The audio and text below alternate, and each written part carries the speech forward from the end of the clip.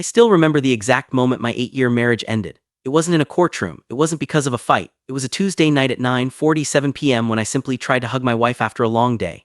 She stepped back, physically stepped away from me, and said 5 words that shattered everything. "Don't touch me, not tonight." What I discovered 3 weeks later in her deleted messages. It explained everything, and I wish I had never looked. But I'm getting ahead of myself. Let me take you back to where this story really begins. My name is Marcus. I'm 36 years old and I live in Columbus, Ohio. I work as a project manager for a mid-sized construction company. It's not glamorous work, but it pays well. It gave us a good life. A nice house in a quiet suburb, 2 cars, a golden retriever named Biscuit. Everything looked perfect from the outside.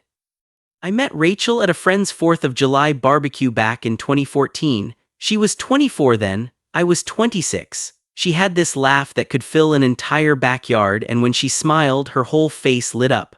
I knew within the first hour of talking to her that I was going to marry this woman. We dated for 2 years, got engaged on a beach vacation in Florida, married in the fall of 2016 at a small church ceremony with about 70 guests. Her dad cried during his speech. My mom couldn't stop hugging her. Everyone said we were the perfect couple. And for a while, we were. The first 5 years of our marriage were genuinely happy. We bought our first home together in 2018. We talked about having kids, maybe 2 or 3. We'd stay up late watching true crime documentaries, eating takeout on the couch. We had inside jokes that made no sense to anyone else. We finished each other's sentences.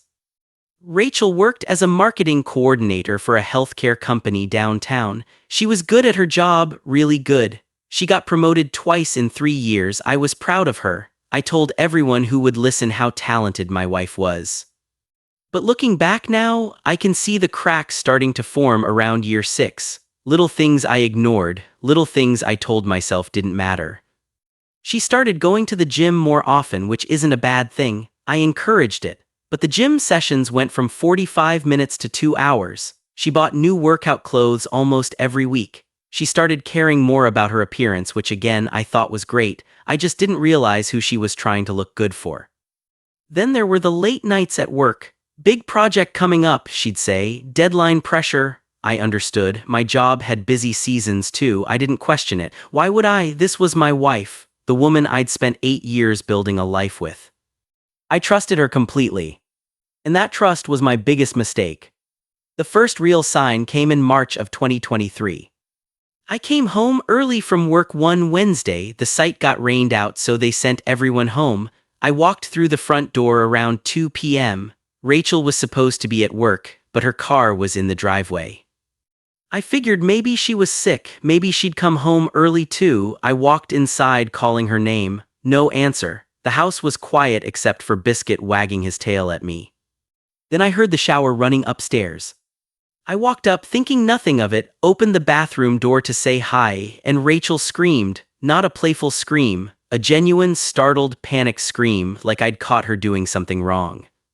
"Marcus, what are you doing here?" I laughed nervously. I live here, got rained out, why are you home?" She grabbed a towel quickly, too quickly. "I wasn't feeling well, came home early, you scared me." Something felt off, but I pushed it aside. She didn't feel well, she was startled, that's all. But then I noticed her phone on the bathroom counter. She never brought her phone into the bathroom. Never. In 8 years, I'd never seen her do that once. "Everything okay?" I asked. "Fine, I'm fine, can you just give me some privacy?" Her tone was cold, sharp, like I was intruding in my own home. I left the bathroom feeling confused, feeling like something had shifted, but I couldn't name it. Over the next few weeks, I started noticing patterns. Rachel's phone became an extension of her body. It was always face down on tables, always on silent. She took it everywhere, even to the bathroom, even to take out the trash. When it buzzed, she'd glance at it quickly and then put it away without responding, at least not when I was around. She started password protecting everything. We'd always had an open phone policy, not because we were controlling, just because we had nothing to hide. I knew her passcode, she knew mine, that's just how we were. But one night in April, I picked up her phone to check the time. Mine was charging in the other room and it had a new passcode, a 6-digit code instead of 4. I didn't mention it. I told myself I was being paranoid. Then came the physical distance. It started small. She'd sit on the other end of the couch instead of next to me. She stopped reaching for my hand when we walked through stores. When I kissed her goodbye in the mornings, she'd turn her head so I got her cheek instead of her lips. Our intimacy dropped from maybe once or twice a week to nothing, absolutely nothing, for weeks at a time. When I tried to initiate, she always had an excuse. I'm tired, I have a headache, I have an early meeting, can we just sleep tonight? I tried to be understanding, I really did. Work stress is real, life is exhausting. I didn't want to be that husband who pressured his wife. But it wasn't just the physical stuff. She stopped talking to me, really talking. Our conversations became transactional. Did you pay the electric bill? What do you want for dinner? I'll be home late. That was it, no depth, no connection, no how was your day that actually wanted an answer. I started losing sleep. Lying awake at 2 a.m., staring at the ceiling, wondering what I'd done wrong, wondering if I was gaining weight, getting boring, becoming someone she didn't want anymore. I tried harder. I brought home flowers, made dinner, planned a surprise weekend getaway. She said she appreciated it, but her eyes didn't match her words. She was there physically, but gone somewhere else mentally. One night in early May, I finally asked. We were sitting in the living room, she was scrolling her phone, of course, and I muted the TV. Rachel, talk to me, please, what's going on with us? She didn't look up from her phone immediately. When she did, her expression was annoyed, not concerned, not loving, annoyed. What do you mean? I mean us, we barely talk, we don't touch. I feel like I'm living with a roommate, not my wife. She sighed, that long, exhausted sigh like I was burdening her just by existing. I'm just stressed, Marcus. Work is insane right now. Can you give me some space? Space. She wanted space. We were married. We shared a bed, a life, a future, and she wanted space from me. I didn't push further. I was afraid of the answer. But the question burned in my mind every single day. What is she hiding? 2 weeks later, I got my answer, and it destroyed everything I thought I knew. The night it all unraveled was May 23, 2023. I'll never forget that date as long as I live. Rachel had gone to bed early, said she had a migraine. I stayed downstairs watching a baseball game, trying to relax. Around 11 p.m. I went up to check on her. She was asleep, dead asleep, and her phone was on the nightstand charging. I stood there for a long moment, my heart was pounding. Every instinct told me to walk away, to trust her, to not be that husband, the suspicious, insecure one. But something stronger pulled me forward. Call it intuition, call it survival instinct, call it whatever you want. I picked up her phone. She'd changed the passcode, but I'd seen her enter it a few days ago without realizing I was watching. I typed it in, the screen unlocked. My hands were shaking. I went to her messages first, scrolled through, nothing unusual at first glance, her mom, her sister, a group chat with coworkers. But then I noticed something. There was a conversation that had been archived, hidden away. You had to scroll past everything else to even see it existed. The contact name was just a single letter, J. I tapped it, and my world collapsed. The first message I saw, I can't stop thinking about last night, you drive me crazy. That was from her, sent 2 days ago. My stomach dropped, I felt physically sick, but I kept reading. I had to know. When can I see you again? From Jay. Thursday, he thinks I'm at yoga. From Rachel. I hate sneaking around, but I hate not being with you more. From Jay. I know, baby, just a little longer, I promise. From Rachel. There were hundreds of messages, going back 7 months, since October of last year.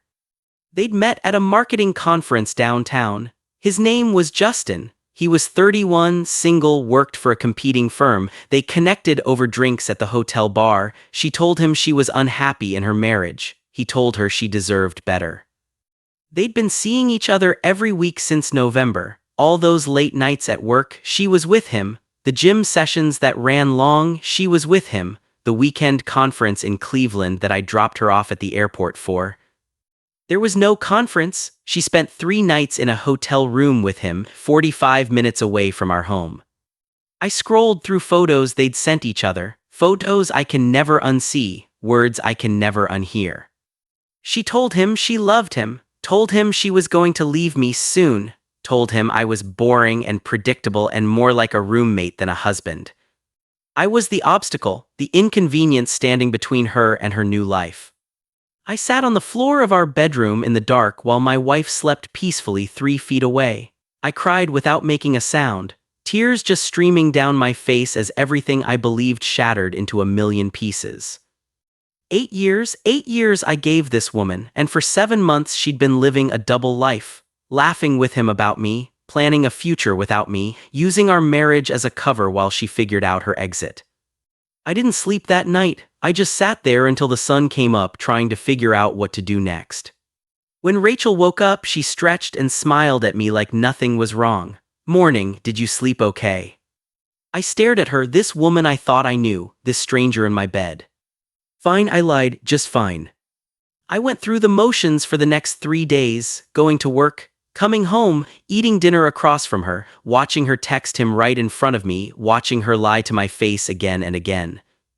I was gathering my thoughts, making a plan, and on the 4th day I was ready. It was a Friday evening. She came home from work around 7 p.m. I was sitting at the kitchen table, waiting. On the table in front of me were printed screenshots, dozens of them, messages, photos, proof of everything. She walked in, dropped her purse, and froze when she saw my face. "Marcus, what's going on?" I didn't raise my voice. I was past anger, past screaming. I was empty. "Sit down, Rachel." "Why, what is this?" I pushed the papers toward her. "You tell me." She looked down, her face went white, absolute white, like someone had drained all the blood from her body.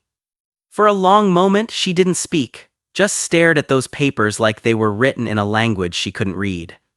Then she looked up at me with tears in her eyes. "Marcus, I can explain." "Explain what?" "7 months, the conference that never existed, the yoga classes you never went to." "Explain which part, Rachel?" "It's not what you think." "It's exactly what I think." My voice cracked. I was losing my composure. "You've been sleeping with someone else since October. You told him you love him. You told him I'm boring. You..." I couldn't continue. The words caught in my throat. She started crying, real tears, or maybe fake ones. I didn't know what was real anymore.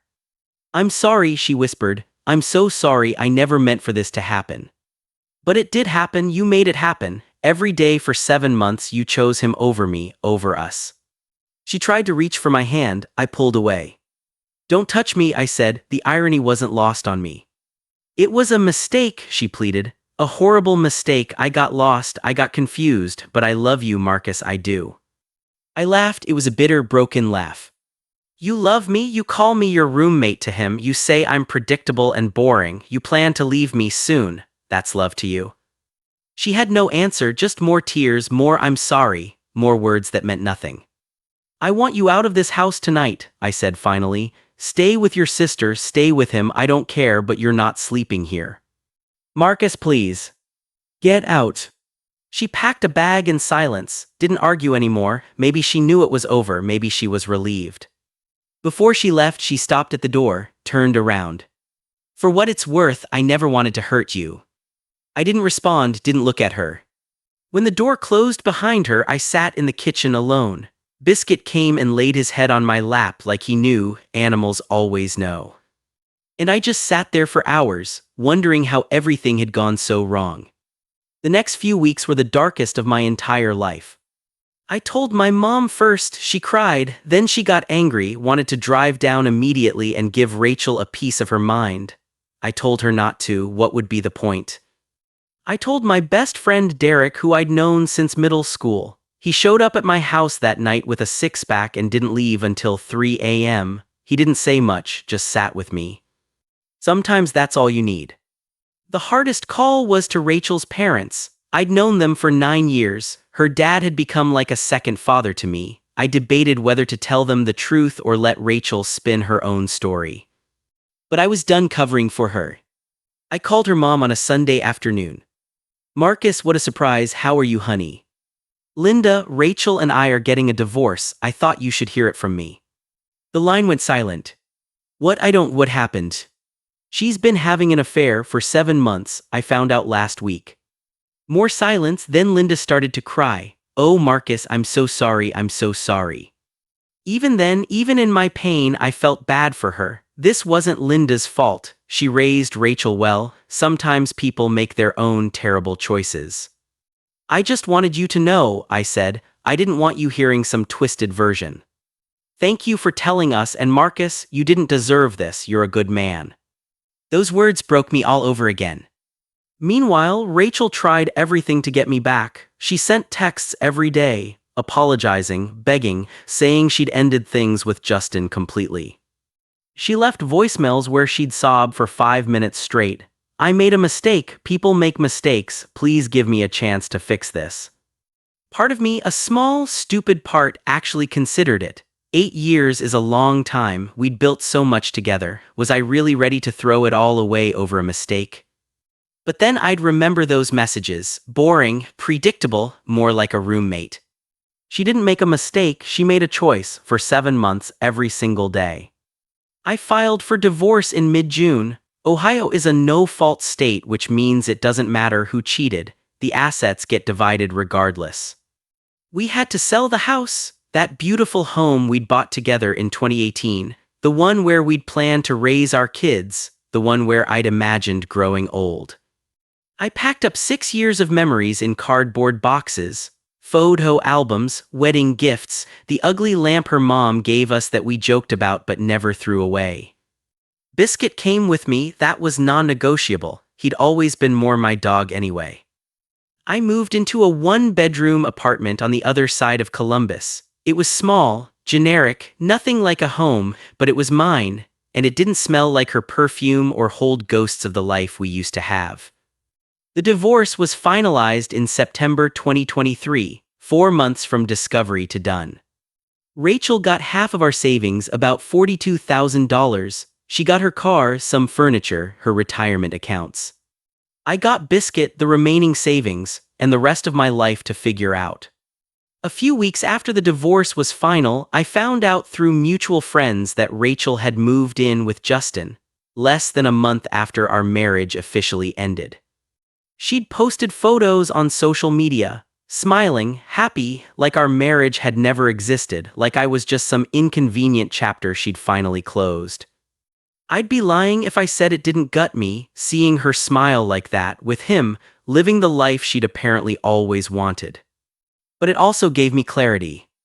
She didn't cheat because I wasn't good enough. She cheated because she wasn't good enough. She lacked the courage to be honest, the integrity to end things properly, the decency to give me a choice in my own life. I spent months blaming myself. Was I too boring? Did I work too much? Should I have tried harder?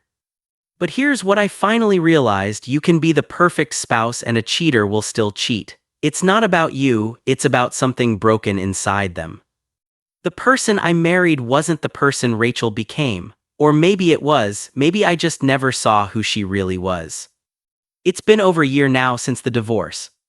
I won't lie to you and say I'm completely healed. That's not how it works. Some nights I still wake up reaching for someone who isn't there. Some songs come on the radio and hit me like a punch in the gut. But I'm better, so much better than I was. I started therapy about 2 months after everything happened. Best decision I've made in years. I unpacked a lot of baggage I didn't even know I was carrying, not just from the marriage, from my whole life. I started working out again, not to look better for someone else, just for me, to feel strong, to feel capable, to remember that my body could still do hard things even when my heart felt broken. I reconnected with friends I'd neglected during the marriage, guy friendships I'd let fade because I was so focused on being a good husband. Derek and I are tighter now than we've been in years. We go fishing every other weekend. Sounds cheesy, but it's honestly the best part of my week. I even started dating again about 4 months ago. Nothing serious, just getting my feet wet, remembering how to talk to women without a ring on my finger and 8 years of history. It's terrifying and exciting and weird all at once, but it's progress. Last I heard, Rachel and Justin are still together. Someone told me they got engaged recently. I won't pretend that didn't sting, but I also realized something. He didn't steal my wife, she gave herself away. And honestly, now she's his problem. If she cheated with him, she'll probably cheat on him. That's just who she is. And he'll learn that lesson the same way I did. As for me, I'm learning to trust again, not blindly, not stupidly, but carefully, with eyes open and boundaries in place. I'm learning that my worth isn't determined by whether someone chooses to stay. I was a good husband. I was loyal. I was present. I tried. Her leaving says everything about her, and nothing about me. That's the biggest lesson I've learned through all of this. You cannot make someone love you. You cannot make someone stay. You can only show up fully as yourself and hope they're brave enough to do the same. Rachel wasn't brave. She was a coward who hid behind lies for 7 months instead of just being honest. And me, I'm still standing, still breathing, still building a life worth living. One day I'll find someone who doesn't flinch when I reach for them, someone who wants my touch, my presence, my love. Until then, I have Biscuit, I have my friends, I have myself. And honestly, that's enough. If you're going through something similar right now, I need you to hear this. Their betrayal is not your failure. You are not broken because someone chose to break their vows. You are not unlovable because someone refused to love you properly. Betrayal says nothing about your worth. It only reveals the character of the person who betrayed you. I shared this story because I know I'm not alone. There are millions of people who have felt that same gut punch, that same confusion, that same desperate question, what did I do wrong? The answer more often than not is nothing. You did nothing wrong, they did. So here's what I want from you. If this story resonated with you, if you've been through something similar, drop a comment below, tell your story, share your truth. Sometimes just putting it into words helps start the healing. And if you're here because you're suspicious of your own partner, trust your instincts. I wish I had trusted mine sooner. Hit that subscribe button if this is your first time here. I'm going to be sharing more stories like this, real stories, raw stories, stories that remind you you're not alone. And next week, I've got a story about a woman who found out her husband had a second family, 3 years and 2 kids she never knew existed. You don't want to miss that one. Until then, take care of yourselves. You deserve better.